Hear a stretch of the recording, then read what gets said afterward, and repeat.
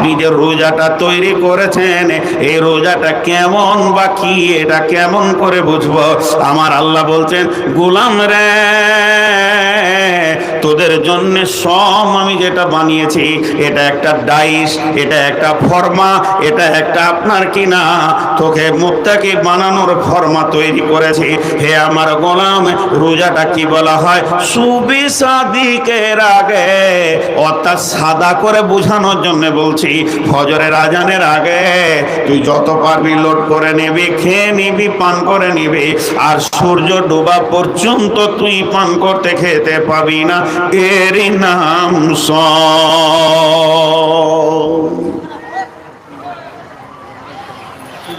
এরই নাম সওম। আমরা বুঝে নিলাম এর নাম রোজা। খাবি? আল্লাহ এক গিলাস পানি জানটা টানছে না, আল্লাহ আচ্ছা খাবো না, পান করবো না, ভ্যাট ভ্যাট করে বকবো, গাঁওয়ালাকে নিয়ে একটু গীবত পরনিন্দা পরচর্চায় থাকবো না, খবরদার না। আল্লাহ ওগুলা বাদ দেন। আমি কোনো বেটি ছেলের গায়ে হাত দিব না যে আমার গুনাহ হবে। যেটাকে আমি মহারানা দিয়ে বিয়ে করে নিয়ে এসেছি, যেটা আমার হালাল, তো সারাদিন তো না খেয়ে আছি, তো একটু দুপুর থেকে আসর পর্যন্ত একটু গল্প গজলা করে গায়ে হাতটা দিয়ে কোনো রকম কাটিয়ে নেব না। আমি গায়ে হাত বললাম, ইশারায় বুঝেন, কিছু জিনিস কিছু বুঝে নিতে হয়। আল্লাহ বলছেন না, হালাল বিবিটাও না, ভাত হালাল, রুটি হালাল, মাছ হালাল, মাংস হালাল। হারামের কথা বাদ দেন, আমার পূর্বের বক্তা বলে গেল সুদ খাওয়া হারাম, ওটা তো কথা বাদই দেন, রুটিটাও হারাম, দিনে খেতে পাবি না। কোন ধরনের ইবাদত রে বাবা? ইবাদতের প্যাটার্নটা কেমন, ইবাদতের ডাইসটা কেমন? খবরদার খাবি না। খাচ্ছে না, আপনি খাবেন না, আমি খাবো না, তাহলে আমরা যদি না খাই, হে আমার রব, এতে আপনার কি উপকার হবে, আপনার কি লাভ হবে? সংসারে যখন অভাব এসে যায়, তখন তিন বেলা পেট ভরে মানুষ খেতে পাই না, খাবার থেকে বিরত থেকে যেতে হয়। এক যুগে অভাব দেখেছে মানুষ, তবে কি হে আমার রব, আল্লাহর সানে এটা বলা বেয়াদবি, আপনাদেরকে বোঝানোর জন্য বলছি। হে আমার রব, রমজান মাসে কি আপনার গোডাউনে খাবারের কোনো টান চলে? তাই আপনি বান্দাদেরকে না খাইয়ে দিনটা পার করেছেন, ইবাদতটা এই পেটে করেছেন। জি না, কাগজ কলমে বসে দেখবেন রমজান মাসে অন্য মাসের থেকে 1.5 খরচা হয়ে যায়, বরং কম হয় না, বেশি হয়। অতএব আমার রব বলছে খাবি না, পান করবি না, আর হালাল বিবিটার গায়ে হাত দিবি না। এটা কে চেয়ারে বসেছে? আপনার পেছনে একটা মুরব্বী আছে, আমাকে দেখতে পেয়েছে না, এবার কি করবেন? লাউ বসি আছে, ফের ট্যাঙ্ক লড়াই চিমনি করে, ওকে উঠতে বলছি তো আবার ট্যাঙ্ক টেমনি করে সেলাই মেশিন চালিয়ে দিলে খানিক। ওর পেছনের মুরব্বীটা কষ্ট পাচ্ছে, খেয়ালই না। দেখেন, প্রশ্ন একটা থেকে গেল, চলেন আর একটু আগে যাই। বিসমিল্লাহির রহমানির রহিম। قال رسول الله صلى الله عليه وسلم من صام رمضان إيمانا واحتسابا غفر له ما تقدم من ذنبه ومن قام قيام الليل إيمانا واحتسابا غفر له ما تقدم من ذنبه। একটা উদাহরণ দিব, উদাহরণটা মন দিয়ে শুনলে সব প্রশ্নের উত্তর ওখানে ভ্যানিশ হয়ে যাবে। আপনাদের দিকে বাংলা ভাষা অনেক আছে, আমাদের দিকে বাংলা ভাষা নাই বললেই চলে, নাই, চিমনি ভাষা। তো মাটির ঢেরি লাগা আছে, মাটির ট্রাক্টরে ঢেলে দিয়েছে, ইট বানাবে। মিস্ত্রি এসে ওই মাটিতে 2-4 বালতি পানি মেরে দিলে, ছেলেটা হারিয়ে গেছে। আহারে, তোরা ক ভাই রে? বিস্কুটও তো দিয়েছে। কি নাম? এই দেখেন ছেলেটা কার, কাঁদছে, নিয়ে যান। আহারে, স্টেজে আছে, নিয়ে যান। এই ছেলে পিলে আর হারাইলে এগুলো নিয়ে আসবেন না, সমস্যা বটে সব। এবার উদাহরণটা মন দিয়ে শোনেন। মিস্ত্রি এলো যে ইট বানাবে, 2-4 বালতি দিয়ে কোপ মারতে শুরু করেছে, মাটিতে কোপ মারছে। তখন মাটি মিস্ত্রিকে বলছে, তোর কি দোষ করলাম যে আমাকে কোপাইছিস কেন? তো মিস্ত্রি উত্তরে বলছে, চুপ কর, তোরই দাম বাড়বে। দাম তোরই বাড়বে, কোপ খেয়েছিস তুই, তো দাম তোরই বাড়বে। কোপ দেওয়া হয়ে গেল, কিছু বালু মেরে দিল, আবার পানি দিয়ে লাত মারতে শুরু করেছে। লাত মারলে দাম কমে না বাড়ে? কেউ যদি উঠে এসে আমার চোপাতে 2 লাত মেরে দেয়, আমার দাম বাড়বে না কমবে? দাম কমে যাবে। কিন্তু ওই মাটিতে যখন মিস্ত্রি লাত মারতে শুরু করেছে, একদম লাতের ওপরে লাত চালিয়ে যাচ্ছে, মাটি বলছে, ভাই আমি তোর বকরি চুরি করেছি না খাসি চুরি করেছি না গরু চুরি করেছি, এত লাত মারছিস? বলে, ধৈর্য ধর, দাম তোরই বাড়বে, তুই বুঝছিস না। লাত মারা হয়ে গেল, ফরমাতে ভরে দিয়ে 2টা গোঁতা মেরে দিলে, তখনও রাগ মিটেনি। তারপরে রোদে শুকাতে দিয়েছি, টনটনে হয়ে শুকিয়ে গেল। ভাইরা আমার, রোদে চলে গেলাম, পুড়ে গেলাম, শুকিয়ে গেলাম, ঠান্ডায় দে। বলে না, চলবে না, যত শুকাবি তোরই দাম বাড়বে। এরপরে ওটাকে ভাঁটাতে চড়াতে শুরু করেছে। ভাঁটায় যখন থক থক করে দিয়ে কালো কয়লাগুলো পাশে এসেছে, ইট বুঝে নিয়েছে এই বস্তুটা এমন একটা বস্তু, ও নিজে জ্বলবে আর একজনকে জ্বালিয়ে পুড়িয়ে ছাড়বে। তখন মিস্ত্রিকে বলছে, ভাই কি এমন অন্যায় করেছি, তুমি আমাকে জ্বালাবে পোড়াবে কেন? মিস্ত্রি বলছে, চুপ কর, যত ভালো পুড়বি তত দাম বাড়বে, আর ছালট হবি তা তোর মূল্য কমে যাবে। এরপর দাও দাও করে 7 দিন 10 দিন চলে গেল, আগুনে ইটটা লাল সুন্দর হয়ে বের হয়ে এসেছে। তখন মসজিদওয়ালা, মাদ্রাসাওয়ালা, স্কুলওয়ালা কিনতে গেছে, ইট বুঝে ফেলেছে কত কষ্ট করে আমি কোপ খেয়ে লাত খেয়ে রোদে শুকিয়ে ভাটিতে পুড়ে এত দূর এসেছে, তাই আমার দাম এতটাই বেড়েছে। আমি মসজিদের দেওয়ালে লেগে সারা জীবন কালাম পাকের তেলাওয়াত শুনবো, আমি মাদ্রাসাতে যাব, আমি কলেজে যাব, ভার্সিটিতে যাব, কিন্তু যে ভালো করে পড়বে না তাকে রাস্তায় ফেলে পা দিয়ে হাঁটবে, ছালট বানিয়ে নেবে। তাহলে মাটি জানতো না যে তাকে কি বানানো হচ্ছে, কিন্তু যে বানাবে সে জানে কত গলা লাত লাগবে, কতক্ষণ পোড়াতে হবে, কত গলা কোপ লাগবে। তাই আমার আল্লাহ বলছেন, তোদেরকে না খাইয়ে রেখেছে, তুই কি মানবি তুই জানিস না, আমি আল্লাহ তোকে বানাচ্ছি রে।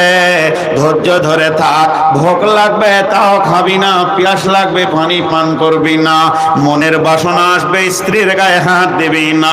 যখন তুই আমার এই ডাইসের ভিতরে চলে আসতে পারবি, তাহলে তোরা কি হবি শুনেলে, আমি এই ইবাদতটা বানিয়েছি এই জন্য, লাআল্লাকুম তাত্তাকুন, যাতে করে তোরা মুত্তাকি হয়ে যাবি রে।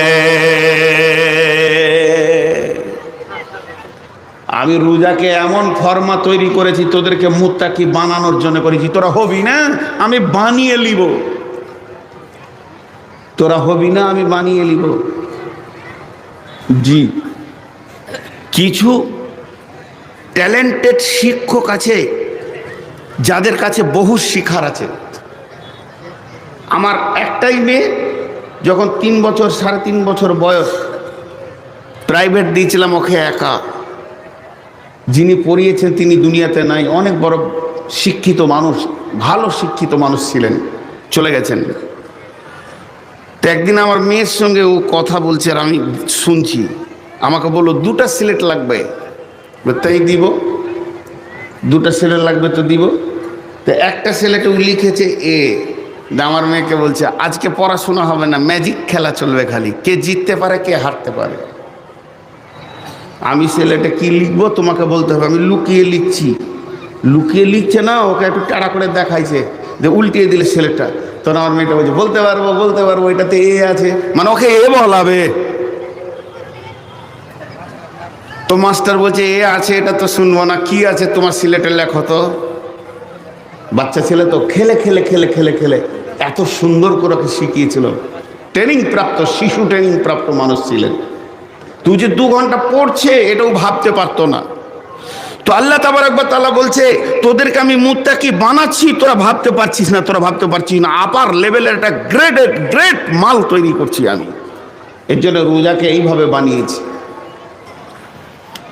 যেমন একটা কথা হাদিসে আছে, যখন তুমি সালাত আদায় করবে তো তুমি মনে মনে নিয়ত করো আমি আল্লাহকে দেখছি, যদি না পারো তো এটাও মনে করো আমার রব আমাকে দেখছে।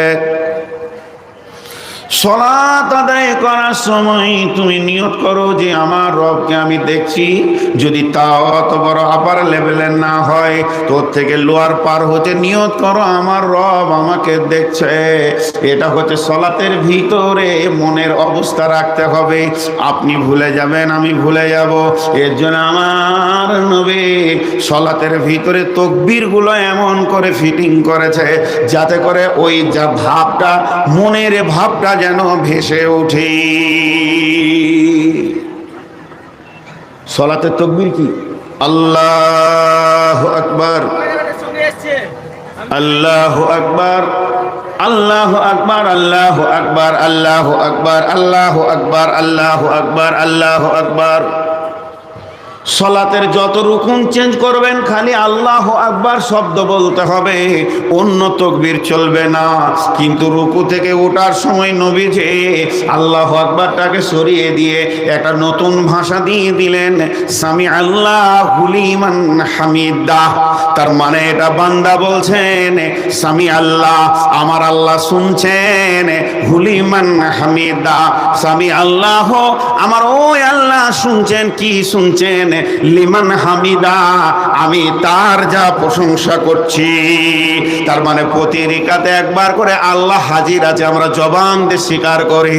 আমাদের মন ধ্যান থাক আর না থাক, মন ধ্যান থাক আর না থাক, আমরা অটোমেটিক বলি। সলাটা এমন ভাবে নবীজি ফিটিং করেছেন যে ওই হাদিসটার কাছে যেন ছাওয়া লেগে যায়, আমার আল্লাহ আমাকে দেখছে, এই কথাটা যেন হয়ে যায়। তার জন্য ওটা বলছে সামি আল্লাহু লিমান হামিদা। প্রতি রিকাতে একবার তুমি বলো তোমার আল্লাহ তোমার সামনে রয়েছে, তার স্বীকারোক্তি হয়ে যাবে।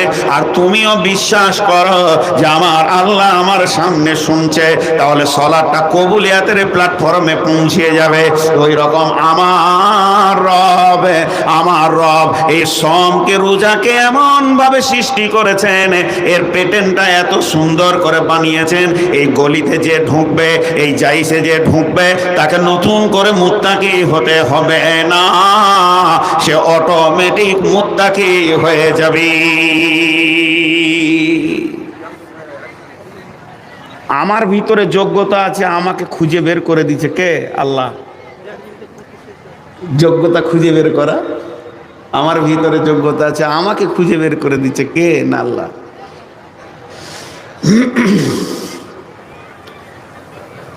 রমজান মাস রোজা রেখেছেন, হঠাৎ মায়ের ওষুধ আপনার কাছে ধুলিয়ানে, ফার্মেসি বলছে গোটা ধুলিয়ানের চ্যালেঞ্জে ওষুধ পাবেন না, বহরমপুর যেতে হবে। মারলেন তো, মা অসুস্থ, ছেলে বসে থাকতে পারে? রোজা রেখেই বহরমপুর, ওষুধ পেলেন 12টায়, নামছেন 2টার সময় বল্লালপুর হাটে, স্টেজ গাড়ি থেকে নেমে নদী পার হয়ে আপনি টোটো ধরে এসে বাড়ি ঢুকছেন, তখন হিস ফিসিয়ে মুখ লাল, এক গিলাস পানি নাই, এক ঢোক পানি নাই, সেই ভোরে খেয়েছেন, ক্লান্ত, গরম। বিবিকে ইশারা করে ডেকে বলছেন আই তো একবার সাবমার্সেলটা চালিয়ে দে, লুঙ্গিটা নিয়ে একটু গোসলটা করি। ঠোঁট শুকিয়ে গেছে। দেখেন মুত্তাকি কাকে বলে। আপনি গোসলে নামলেন, শাওয়ার পানি ঝরঝর ঝরঝর করে, শীতল ঠান্ডা পানি রানিং একদম সাবমার্সিবল মেনি থেকে আপনার মাথায় পড়ছে। বিবি আপনার লুঙ্গি গামছা ধরে দাঁড়িয়ে আছে, আপনি শরীরগুলোকে হাত দিয়ে দিয়ে মেসেজ করে মহিলাগুলো ছাড়াচ্ছেন, আর ওই ঠান্ডা পানিটা নাকের মুখের ওপর দিয়ে বয়ে ঠোঁটের ওপর দিয়ে যেন তার তরঙ্গ নিচে দিয়ে নামছে। যখন পানিটা ঠোঁটের দিকে আসে তখন মুখটাকে আপনি আরো চেপে ধরছেন যাতে করে যেন ভিতরে না ঢুকে যায়। এটাকে পৃথিবীর কেউ জানে না। 3 ঘট পানি যদি আপনি আমি খেয়ে নিই, আল্লাহ ছাড়া কেউ জানবে না। আমিটা যে ভিতরে পানিটা আসতে দিলাম না, এটা মানুষের ভয় নয়, এটা রবের ভয়ের জন্য করেছি। শুধু তাই নয়, এবার 2 রাকাত 4 রাকাত সালাত আদায় করলাম। সালাত আদায় করে ঘরের ভিতরে শুয়ে গেলাম, খাটের ওপরে ফ্যানটা হালকা করে ছেড়ে দিয়েছে, একটা ভিজে গামছাকে গায়ের ওপরে নিয়েছি, আর সহ্য হচ্ছে না। কিন্তু খাটের নিচে মাছ আছে, মাংস আছে, রুটি আছে, ভাত আছে, আর সামনে ফ্রিজে কোল্ড ড্রিঙ্কস আছে, কোকোকোলা আছে, থামস আপ আছে, ম্যাঙ্গো জুস আছে, ঠান্ডা পানি আছে, রসগোল্লা আছে, ল্যাংচা আছে, চমচম আছে, আর ঘরের দরজা লাগানো আছে, পর্দা টানা আছে, হুড়কা লাগানো আছে। পৃথিবীর কেউ জানবে না। যদি আপনি একটা পেট ভরে খেয়ে নেন কেউ বুঝবে না। তারপরও সামান্য ন্যূনতম মুখে আমি দিছি না তো কেন? এর উত্তর হবে একমাত্র আল্লাহর ভয়। আপনার দিল তখন বলছে আমি রোজা তো বিবির জন্য রাখিনি, মায়ের জন্য রাখিনি, ভাইয়ের জন্য রাখিনি, ছেলে মেয়ের জন্য রাখিনি, আমি যার জন্য রোজা রেখেছি 1 ঘুঁট খেলে সেই আল্লাহ আমার রোজা কবুল করবে না। সেটা তো গেলই গেল।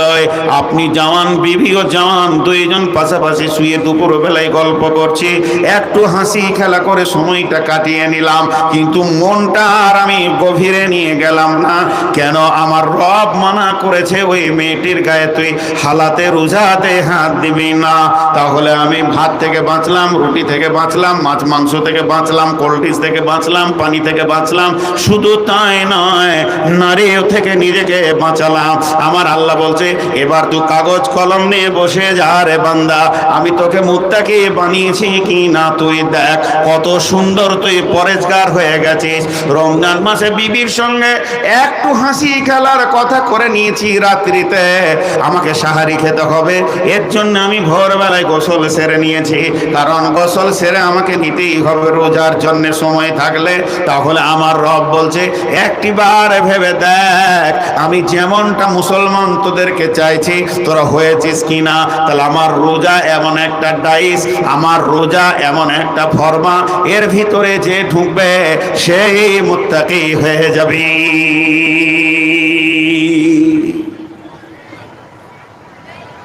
সেই মুত্তাকি হয়ে যাবে। আমরা মুত্তাকি হয়ে গেছি। আমরা মৌলানা আহমদুল্লাহ সাহেবের কাছে পড়িয়েছি, আব্দুর রহিম আব্দুল করিম মামার আব্বা, নানা বলতাম।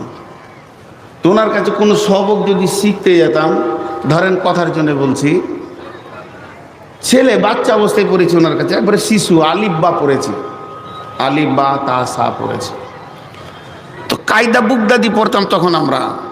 তো কোনো জায়গায় লেখা আছে, ধরেন বলছি জারাবাদ, জজ জবর যা, বা জবর বা, রা জবর রা, জারাবাদ, ওইটা শিখতে গেছি, এটা পারছি না বলে দেন। তো উনি বলতেন না, উনি কি বলতেন, এটা কি রে ভাই, জজ, এর উপরে কি আছে, জবর, কি হলো, জজ জবর যা, তারপরে মাঝেরটা কি, র, ওইটার উপরে কি আছে, জাবার, তো র জবর কি হয়, রা, তাহলে এই দুটা মিলালে কি হয়, যারা।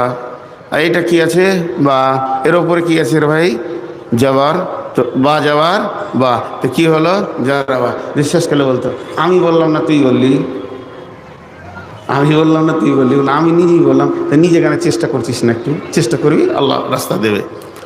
তো আমার ভিতরে ওইটাকে বোঝার মতো, ওইটাকে পড়ার মতো যোগ্যতা আছে। আমার চোখে আঙুল দিয়ে আমার শিক্ষক বলছে তুই মেহনত করলি না বলি আমার কাছে সহজ করে চলে এসেছিলি শিখতে, মেহনত করলে তুই নিজেই পারবি। তেমনি আল্লাহ বলছে তোদের ভিতরে একটা যোগ্যতা আছে হারাম থেকে বেঁচে থাকার, আমি 1 মাস প্র্যাকটিক্যাল করে তোদেরকে রোজাতে দেখিয়ে দিচ্ছি। আমি এটা দেখালাম কেন? যখনই রোজা পার হয়ে যাবে রোজা মাস পার হয়ে শাওয়াল এসে যাবে, জিলকাত জিলহজ আসবে, মুহররম আসবে, সফর আসবে, তখন বাকি 11টি মাস কেমন ভাবে চলবে। প্রতি বছর 1 মাস তোদেরকে আমি ট্রেনিং করে দেব। মিলিটারিরা ট্রেনিং করে 6 মাসের আর 1 বছরের, আর তাদের চাকরি জীবন হয় সারা জীবনের। এই বাদামওয়ালা, এই তুই কি এটাকে ব্যবসা জায়গায় ভাবছিস? থাবিটা লম্বা করে দিব। এত বড় মেলা পড়ে রয়েছে, ফের এখানে ভিতরে ঢুকছে, কিছু বলছি না, তখন থেকে তারপরে সামনে চলে আসছে, পেছনে ঘুরতে ঘুরতে সামনে চলে আসছে। আমার রব বলেন, দেখো তুমি রমজান মাসে কেমন করে রুটি ভাত মাছ মাংস থেকে নিজেকে বিরত করেছ। যখনই রমজান পার হয়ে যাবে এগুলোকে আমি হালাল ঘোষণা করে দিব। তখন তোমার জন্য সুদ জুয়া মানে ডাকাতি চুরি লম্পটে বেঈমানিকে হারাম করে দিব। ওইগুলোতে তুমি রমজান মাসে যেমন ভাত থেকে রুখেছ ওই রকম রুখে যাবে। যেমন রমজান মাসে আমি পরীক্ষিত করে দেখিয়ে দিলাম যে মেয়েটা তোমার ইশারা বুঝে, যার ইশারা তুমি বোঝো, তোমাকে ভোগ লেগেছে না পিয়াস লেগেছে তোমার বিবি বোঝে, এবং তোমার বিবিকে ভোগ লেগেছে না পিয়াস লেগেছে তুমি বোঝো। এরকম একটা হালাল মেয়ের গায়ে আমি হাত দিতে দিলাম না। তুই 1 মাস হাত দিলি না, এখান থেকে তোকে আমি একটা ট্রেনিং করে দিলাম।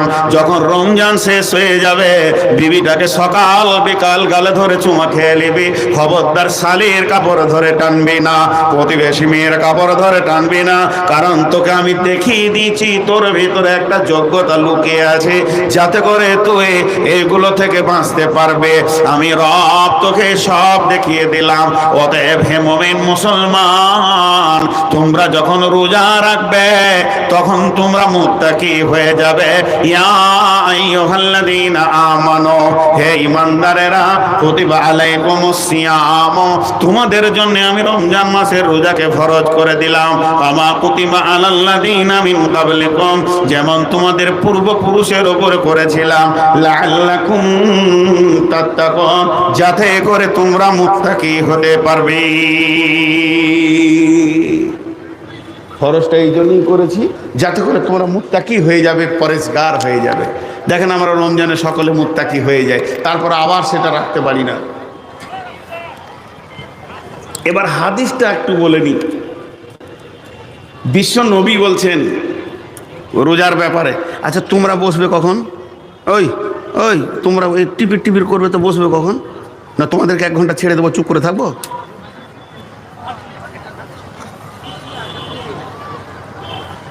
ইউটিউবাররা উপকার বড় করছে, কারণ এখন বায়ান করছি অসময়ে আপনারা শুনতে পেয়েছেন, এটা খারাপ নয়, এটা কাজের কাজ হচ্ছে। মরে গেলেও আপনারা শুনবেন, কিন্তু ওরা হুঁশ করছে না, যখন বকছে তাকে আগে থেকে ঠিক করে রাখি। আর একদিনও বলবে না যে মৌলভী সাহেব চলেন আমার ঘরে মুরগা দিয়ে ভাত খান, জীবনে বলবেন ওরা। একটা সময় খেপা কোথাকার একটা পান্নিও দেখা করে না, তাহলে জান জ্বালিয়ে ছেড়ে দেয়। তো হাদিসটার ভিতরে কি লুকানো রয়েছে শর্তে দেখেন। বিশ্বনবী বলছেন, মান সামা রামাযানা ঈমানা ওয়া ইহতিসাবা গুফিরা লাহু মা তাকাদ্দামা মিন জামবি। যে লোকটা ঈমান আর ইহতিসাবের সঙ্গে রোজা রাখবে তার জীবনের পূর্বের গুনার ভিতর থেকে অনেক গুনাহ মাফ হয়ে যাবে। ওমান কামা কিয়ামাল লাইলি, কিয়ামাল লাইলি বলতে তারাবির নামাজকে বলা হয়েছে।